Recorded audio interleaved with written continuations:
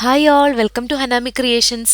ഇങ്ങനെ വിന്ററും തണുപ്പൊക്കെ ആയിക്കഴിഞ്ഞാൽ സത്യത്തിൽ മൂടി പൊതച്ച് കിടന്നുറങ്ങാൻ എന്താ സുഖമല്ലേ. പക്ഷെ മുന്നിൽ ഈ ഉരുണ്ടു പോകുന്ന ഐറ്റത്തിനെ കണ്ടില്ലേ? ഇവൻ ഈ തണുപ്പൊന്നും യാതൊരു പ്രശ്നമില്ല കേട്ടോ. ഞങ്ങളാരും കൈപിടിക്കാൻ സമ്മതിക്കാതെ ഞങ്ങൾക്ക് മുന്നേ ചെല്ലുമെന്നും പറഞ്ഞിട്ട് ഓടുവാണ് അവൻ. നാളെ ആമീന്റെ ഫ്രണ്ടിന്റെ ബർത്ത്ഡേ ആണ്. അപ്പൊ അവൻ എന്തെങ്കിലും ഒരു ബർത്ത്ഡേ ഗിഫ്റ്റ് വാങ്ങണം. പിന്നെ മൺഡേ ഓഫീസിൽ പോകുമ്പം സച്ചുവിന് കുറച്ച് ചോക്ലേറ്റ്സ് കൊണ്ടുപോകാനുണ്ട്. അപ്പൊ ഇത് രണ്ടും വാങ്ങാമെന്ന് വിചാരിച്ച് ഞങ്ങളുടെ അടുത്ത് തന്നെ ഉള്ള ഒരു ഷോപ്പിംഗ് മോളിലോട്ടാണ് പോകുന്നത്. ഞങ്ങളിവിടെ മാളിൽ വന്നപ്പോൾ മാളിൽ താഴെ ഒരു ഏരിയയിൽ ചോക്ലേറ്റ്സും ബാഗ്സും ചെറിയ ചെറിയ ടോയ്സും നല്ല ക്യൂട്ടായിട്ട് കാണാൻ ഭംഗിയുള്ള ഒരുപാട് ഐറ്റംസ് അങ്ങനെ വെച്ചിരിക്കുന്നത് കണ്ടു. ഇവിടെ ജപ്പാനിലെ വാലന്റൈൻസ് ഡേയുടെ സെലിബ്രേഷനെ കുറിച്ച് ഫെബ്രുവരി 14 ഞാൻ ഒരു വീഡിയോ ചെയ്തിരുന്നു. കണ്ടിട്ടില്ലാത്തവർ കാണാൻ ആഗ്രഹമുള്ളവർ കയറി നോക്കൂ കേട്ടോ. ഇവിടെ ജപ്പാനിൽ വാലന്റൈൻസ് ഡേക്ക് ഫ്ലവേഴ്സും കാർഡ്സും ഒക്കെ കൊടുക്കുന്നത് വളരെ റെയർ ആണ്. അതിനു പകരം ചോക്ലേറ്റ്സ് ആണ് ഇവർ കൂടുതലും പ്രിഫർ ചെയ്യുന്നത്. മാത്രമല്ല വാലന്റൈൻസ് ഡേക്ക് ഗേൾസ് ബോയ്സിന് മാത്രമാണ് ഗിഫ്റ്റ് കൊടുക്കുന്നതെന്ന് ഞാൻ അന്നത്തെ വീഡിയോയിൽ പറഞ്ഞിരുന്നില്ലേ. ഇവിടെ ഇപ്പോൾ ഈ ചോക്ലേറ്റ്സും ഗിഫ്റ്റ്സും ഒക്കെ ഇരിക്കുന്നത് വൈറ്റ് ഡേയുടെ ഭാഗമായിട്ടാണ് കേട്ടോ. എന്താണ് വൈറ്റ് ഡേ എന്നറിയാമോ? ജപ്പാൻ പല കാര്യങ്ങളിലും യുണീക്ക് ആണെന്ന് നിങ്ങൾക്ക് അറിയായിരിക്കും അല്ലേ. അങ്ങനെ ഒരു യുണീക്ക് ആയിട്ടുള്ള ഒരു ഡേ ആണ് ജപ്പാനിലെ വൈറ്റ് ഡേ.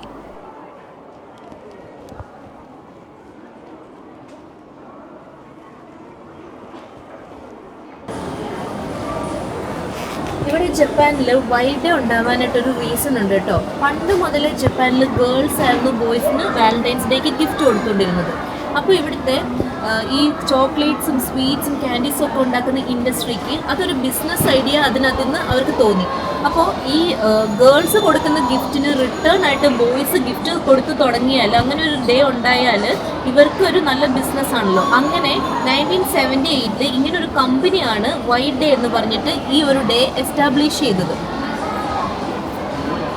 അപ്പോൾ ഞാനിപ്പോൾ ഈ ഒരു ബോക്സ് ചോക്ലേറ്റിൻ്റെ ബോക്സ് എടുക്കുകയാണ്. ചോക്ലേറ്റ് അല്ല, കുക്കിയുടെ ബോക്സ് എടുക്കുകയാണ്. അപ്പോൾ ഇവരിവിടെ അതിൻ്റെ ഡിസ്പ്ലേ വെച്ചിട്ടുണ്ട് ഈ ഒരു ബോക്സിനകത്ത് എന്തൊക്കെയാണ് ഐറ്റം ഉള്ളതെന്നുള്ളത്. അപ്പോൾ നമുക്ക് ഇവിടുത്തെ ബോക്സ് നോക്കിയിട്ട് എന്തൊക്കെ ഐറ്റം വേണ്ടതെന്ന് വെച്ച് കഴിഞ്ഞാൽ ആ ബോക്സ് നമുക്ക് താഴെ നിന്ന് എടുത്താൽ മതി. അപ്പോൾ ഞാൻ എടുത്തിരിക്കുന്ന ബോക്സിനകത്ത് ഈ കുക്കീസാണ്, പല പല ഫ്ലേവേഴ്സുള്ള കുക്കീസാണ് ഇരിക്കുന്നത്.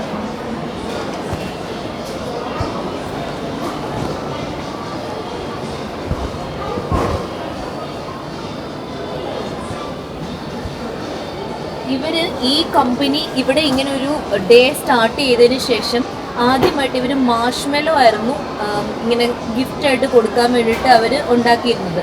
അതുകൊണ്ട് ആദ്യത്തെ ആ ഒരു ടൈമിൽ, ഈ ഒരു ഡേ വന്ന ആദ്യത്തെ ഒരു ടൈമിലെല്ലാം മാഷ്മെലോ ഡേ എന്നായിരുന്നു അതിനെ അറിയപ്പെട്ടിരുന്നത്. മാഷ്മെലോ വൈറ്റ് ആണല്ലോ. അപ്പോൾ മാഷ്മെലോയ്ക്കകത്ത് ചോക്ലേറ്റിൻ്റെ പേസ്റ്റ് ഒക്കെ വെച്ചിട്ടായിരുന്നു ഈ സ്വീറ്റ് ആദ്യമേ ഇവർ സ്റ്റാർട്ട് ചെയ്തിരുന്നത്. പക്ഷേ അത് അത്ര അങ്ങോട്ട് സക്സസ് ആയില്ല. പിന്നീട് അവരത് വൈറ്റ് ഡേ എന്ന് പറഞ്ഞിട്ട് ആ നെയിമിനെ കൺവേർട്ട് ചെയ്യുകയാണ് ചെയ്തത്. ഇത് ഇപ്പം എൻ്റെ കയ്യിലിരിക്കണുണ്ട്. നമുക്കിനി നെക്സ്റ്റ് സ്പ്രിംഗ് ആണല്ലോ വരാൻ പോകുന്നത്. അപ്പോൾ സക്കുറയുടെ ഒക്കെ ഫ്ലേവറിലുള്ള ചോക്ലേറ്റ്സ് ഒക്കെ ഇവിടെ ഇപ്പോൾ വന്നിട്ടുണ്ട്. ഇനി കൂടുതലായിട്ടും ഈ വൈറ്റ് ഡേയിൽ ബോയ്സ് ഗേൾസിന് white colour chocolate, white colour dress, bag, അങ്ങനെ വൈറ്റ് തീമിലുള്ളതായിരിക്കും കൂടുതലായിട്ട് ഗിഫ്റ്റ് കൊടുക്കുന്നത്.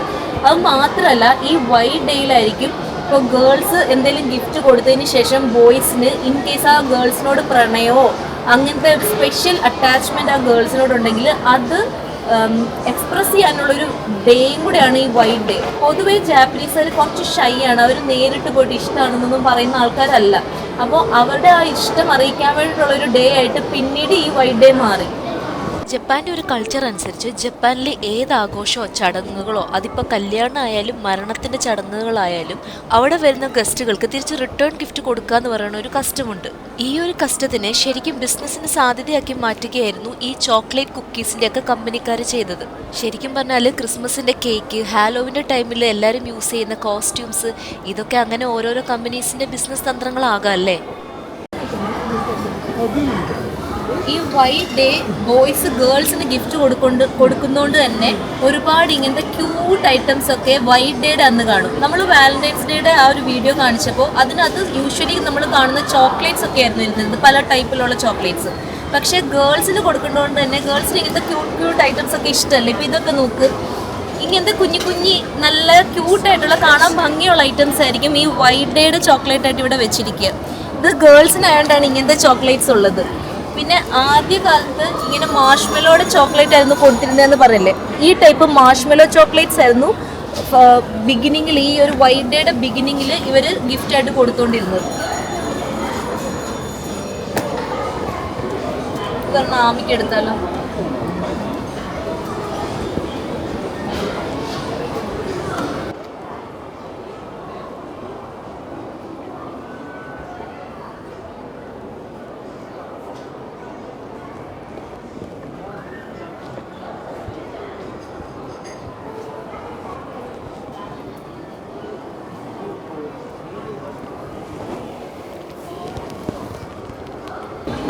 ഇങ്ങനത്തെ കുഞ്ഞു കുഞ്ഞു ഐറ്റംസ് കണ്ടില്ല, ഇതൊക്കെ ഭയങ്കര ക്യൂട്ട് ഐറ്റംസ് അല്ലേ, ഗേൾസിനൊക്കെ പൊതുവെ ഇഷ്ടപ്പെടുന്ന ഐറ്റംസ് ആണ്. പിന്നെ ഇവിടെ ഇങ്ങനത്തെ ഈ ചോക്ലേറ്റ്സിനകത്തൊക്കെ ഇവിടുത്തെ ആനിമെ, ഇവിടുത്തെ ക്യാരക്ടേഴ്സ് ഒക്കെ ഒരുപാട് നമുക്ക് കാണാൻ പറ്റും. ഈ ടൈപ്പ് ഐറ്റംസ് ഒക്കെ ഇവിടുത്തെ പിള്ളേർ കാണുന്ന ആനിമ ഉണ്ട്, ഗേൾസിനൊക്കെ ഭയങ്കര ഇഷ്ടമാണ്. എൻ്റെ മോളൊക്കെ ഇതിൻ്റെയൊക്കെ ഫാനാണ്. ചെറിയ ക്യൂട്ടായിട്ടുള്ള പൗച്ചുകൾ, ഇങ്ങനത്തെ ഐറ്റംസ് ഒക്കെ ഇഷ്ടം പോലെ ഈ വൈറ്റ് ഡേയുടെ അന്ന് കാണും. പക്ഷെ നമുക്ക് വാലന്റൈൻസ് ഡേയുടെ അന്ന് അങ്ങനത്തെ ഐറ്റംസ് എല്ലാം കാണും. കോയിൻ ബോക്സ് പോലത്തെ അത് നല്ല രസമുണ്ടല്ലേ, കുഞ്ഞു ലോക്കൊക്കെ ആയിട്ട്. ഇതിനകത്ത് ചോക്ലേറ്റ്സ് ആയിരിക്കും, ഇതിനകത്ത് ഫുള്ള് ചോക്ലേറ്റ്സ് ആയിരിക്കും. അത് കഴിഞ്ഞ് നമുക്ക് മണി ബോക്സ് ആയിട്ട് ഇത് യൂസ് ചെയ്യാം. അതായത് ബോയ്സ് ഇത് കഴിഞ്ഞ് കഴിഞ്ഞാൽ പിന്നെ പൈസ കൊടുത്തുകൊണ്ടിരിക്കേണ്ടി വരുന്നു, അതല്ല ഉദ്ദേശിച്ചത്. ഈ വൈറ്റ് ഡേ കൊണ്ടും ഇവിടുത്തെ ജപ്പാന്റെ റൊമാൻസ് ഡേ തീർന്നില്ല കേട്ടോ. ശരിക്കും ഇവിടെ ജപ്പാനിൽ റൊമാൻസ് ഡേ എന്ന് പറയുന്നത് ക്രിസ്മസ് ഈവിനാണ്. ക്രിസ്മസ് ഈവിനാണ് ഇവർ ഡേറ്റിന് പോകുന്നതും ഇവർ കപ്പിൾസ് ആയിട്ട് ഒന്നിച്ച് ഇവരുടെ ഒരു ഡേ സ്പെൻഡ് ചെയ്യുന്നത് ക്രിസ്മസ് ഈവിനാണ്.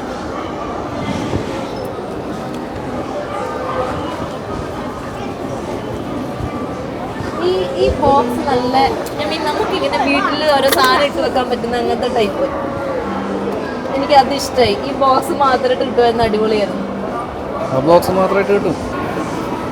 ഇതൊക്കെ ഇവിടുത്തെ ആനിമെ ക്യാരക്ടേഴ്സ് ആണ്. ആക്ച്വലി ഞാൻ ആനിമെ ഫോളോ ചെയ്യുന്ന ആളല്ലാത്തതുകൊണ്ട് എനിക്ക് അത്ര അറിയില്ല ഓരോ ക്യാരക്ടേഴ്സും.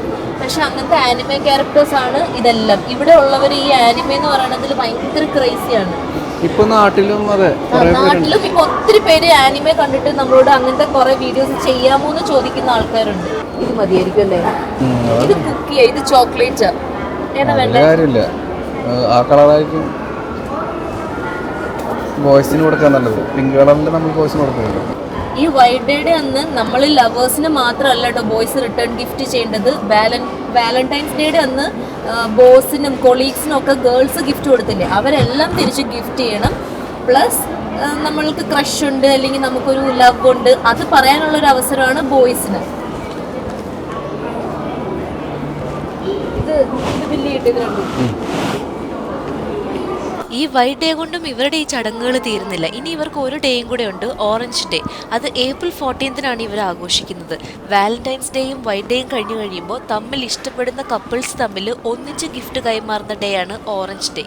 എന്തല്ലേ ജപ്പാൻകാരുടെ ഓരോരോ ഫാഷനെ. ഇനി ഈ വാലന്റൈൻസ് ഡേയും വൈറ്റ് ഡേ ഒന്നും ആഘോഷിച്ചില്ലെങ്കിലും ഗിഫ്റ്റ് കിട്ടില്ലെങ്കിലും യാതൊരു കുഴപ്പമില്ല. നമ്മുടെ നാട്ടിലെ ഇപ്പോഴത്തെ ഒരു അവസ്ഥ വെച്ചിട്ട് ഓരോ ദിവസം എഴുന്നേറ്റ് വരുമ്പോഴും ഇന്ന് ആരുടെയും ഡെത്ത് ഡേയും ബ്ലാക്ക് ഡേ ഒന്നും ആകരുതേ എന്ന് പ്രാർത്ഥനയും പ്രതീക്ഷയും മാത്രമേ ഇപ്പോൾ ഉള്ളൂ. അപ്പോൾ അടുത്തൊരു ഇൻട്രസ്റ്റിംഗ് വീഡിയോ ആയിട്ട് വരുന്നിടം വരെ thank you for watching. By.